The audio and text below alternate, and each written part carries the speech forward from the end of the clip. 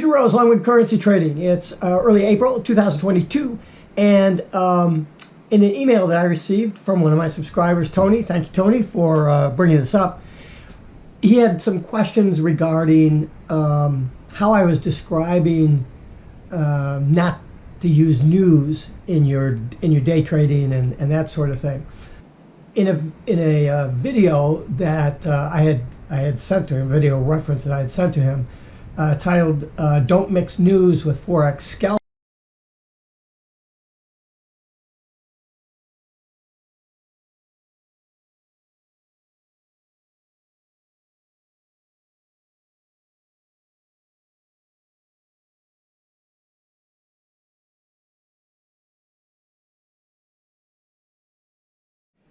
Some questions that he brought up about how the news was, how I say the news would be incorporated into any kind of trading, if there's anything at all to it. And the first distinction that I wanted to make in the title of the video here is trading news versus events. You know, an event is just something that happens. You don't plan for it. You know, a politician gets in some country gets assassinated and it throws things into chaos, or there's a huge upheaval like this recent situation with Russia invading Ukraine. They're not things that are predictable. You know, like oh, the Fed may raise interest rates. That's news. The event would be if the Fed got together in secret and raised interest rates and then got on the air and said, hey, we just raised interest rates 0.5%. So I think you need to distinguish between those two things. Events, you just have to deal with. I mean, I think a lot of people treat something like a non-farm payroll as an event. And it's not, it's news. You know, the news says, well, we think that the jobs figures that are going to be coming out are going to be X, Y, Z. Regardless of what the speculation is, when the non-farm payroll event occurs and they say, oh, well, you know, we didn't get quite as many jobs as we thought. In fact, several 100,000 below what the expectation was, then everything goes crazy.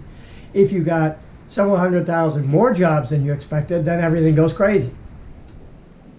That's an event. The news doesn't cause the event. The event is something that happens that either there's some pre-warning or news, that's what it's called, news about, or it's just something that like one country invades another, or there's some other kind of thing that would create within the currency markets price action volatility. You get this kind of thing all the time, these events in the commodities market, for example. And in the commodities market, if you're not familiar with that, they have things called lock limits.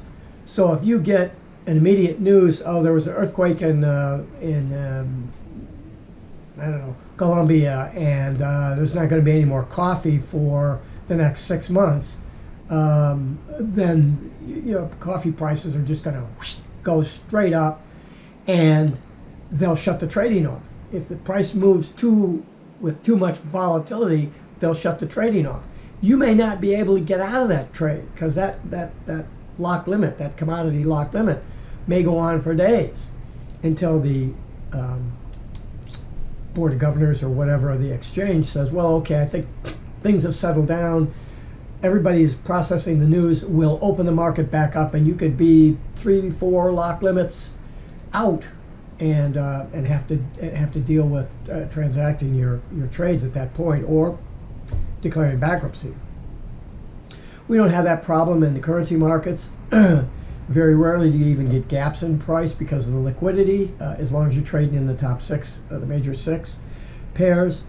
So that the news and even surprise events, although they cause spikes and you know, irrational sort of type behavior, generally, if you give enough time, if you look at that event as a bell curve, you know, here you have everything is going along fine, and then you get this Russia invades Ukraine, and it goes up, and then it'll come down, and things will normalize out. But on the average, you have this change in moving averages and all that other sort of stuff. You didn't have any news that generated that. It was just something that happened. Although in the event of the Russian invasion of Ukraine, there were news events preceding that. Well, this is what may happen, and this is what could happen, but this is why it might not happen. And you had all this speculation and stuff. So when the event actually did happen, it was an event based somewhat on news. It's not like someone would say, well, we have been having extremely drier weather over the wheat fields recently, and that drought condition is going to continue to worsen over the long term. Now those prices of wheat will increase normally in relationship to that news. So in the currency markets, the news isn't as sudden an event, even if it's an event, doesn't affect the currency market as in its immediacy as it would in the commodity market. And the reason for that, you have to understand, is what is the currency market. It's not you and me, the retail trader. We're only 15% of that market. 85% of the market are the institutional traders. And probably 75% of those guys have existing orders of billions of dollars. The currency market in 2022 here is $6.6 trillion a day. That's more than all the stock markets combined. And in fact, that's just a pea puddle on the sidewalk, in comparison to the size of the currency markets. It's like a big ocean liner that's moving along. Hey, there's an iceberg right in front of us. Well, it's going to take a while for that ocean liner to stop. It could take 3 or 4 miles for it to stop, or several football fields of length before you could turn that boat, because it's so big and it's so heavy. And those order flows from the institutional traders, they're not trading. The majority of them are not trading for the bank. They're trading for customers. I need this $3 billion order to buy auto parts. I need this $4 billion order for grain. I need this. All these huge orders are not dumped into the currency market right away, because they would chew each other up on the price, right? And so that's where you get these patterns of price action in the currency market as the traders run the price up, sell it off, run the price up, sell it off, because their client has said, I won't pay more than this for this particular currency. And the other people are saying, well, we're not going to sell it for less than this.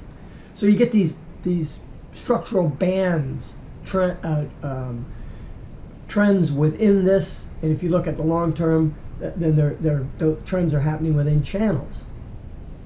I did a video where I showed long-term channels over a 5-year period of time where price interacted in 700, 800 pip ranges, and then there was a big bump up, and then the price went up in here and ranged there for 2 or 3 years. So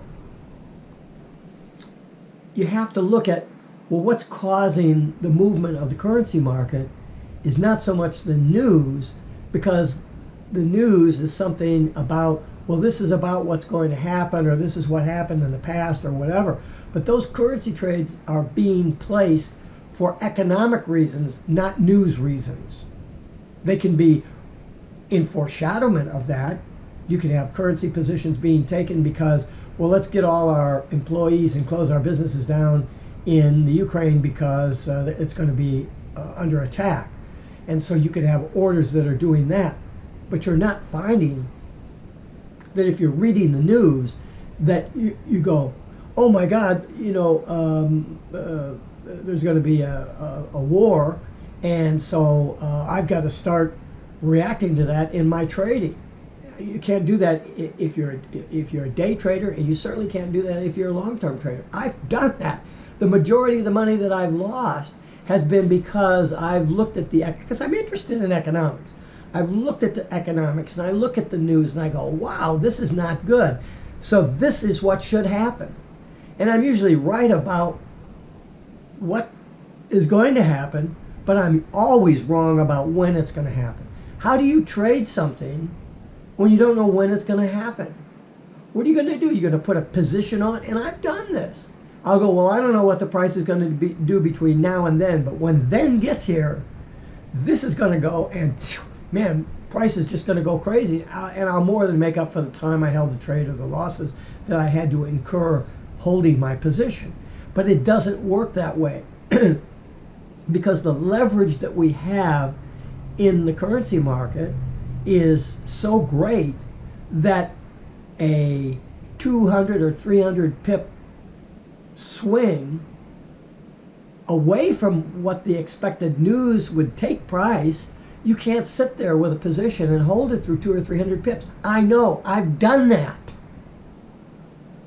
I've had positions that are $10,000, $20,000 negative so that the thing could swing around, and then I get nervous after 6 weeks or something like that and go, oh, I'll just take my $4,000 gain and I'll be okay. I didn't get paid for the time because I traded on the news.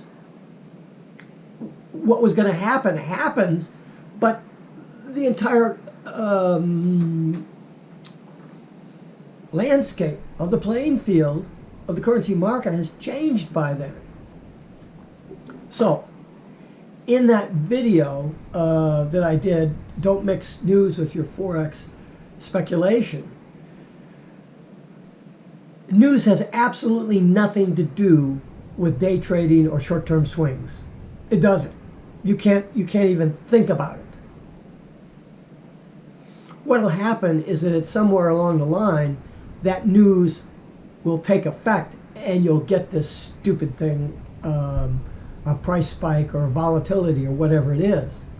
If you're sitting there with a 50 pip stop because you're doing a swing or a long-term trade, you're going to get porked out. You are. You're going to get caught short. As a short-term day trader, I mean, what's the largest stop that you're going to want to have? If you're doing day trading and your stops are more than 20 pips, you're crazy. Because how many pips do you expect to make on a day trade?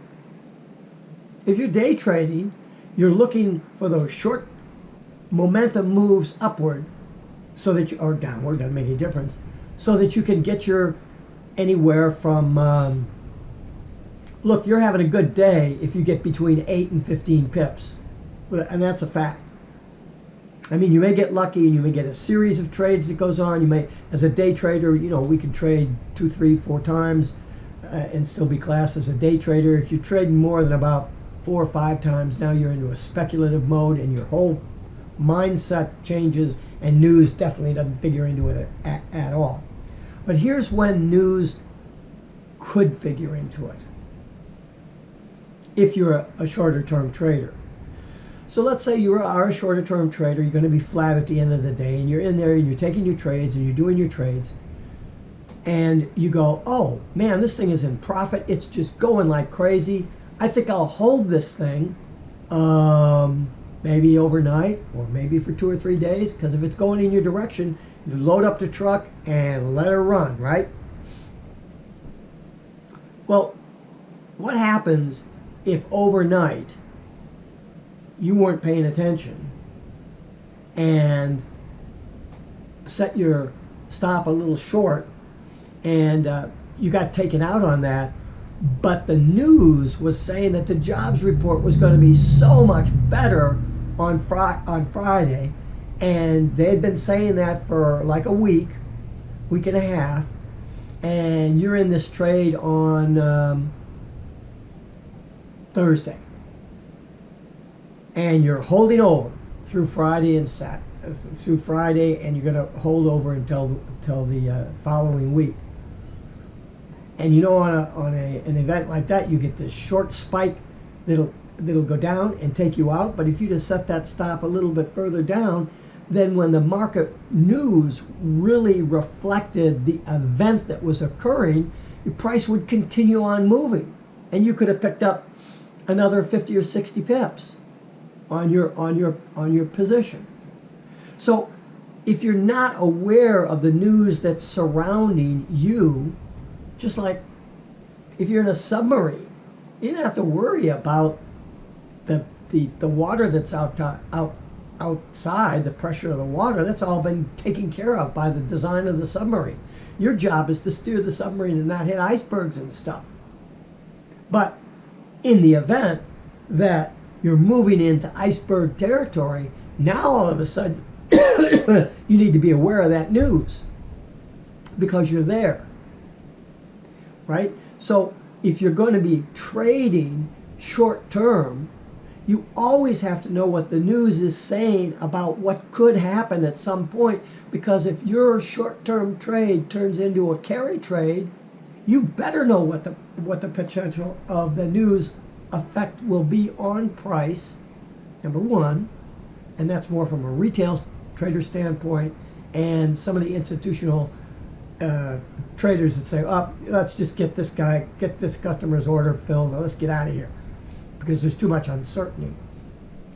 You could run into that based on what's going on. So you need to know what the structure of the news created market is around you that's working in the past and in the future, to the right hand side of the chart, so that carry trade is done within the context of what could happen tomorrow or the next day or however long that trade will be. If you think there's going to be some negative event, shorten your stop, trail your stop short.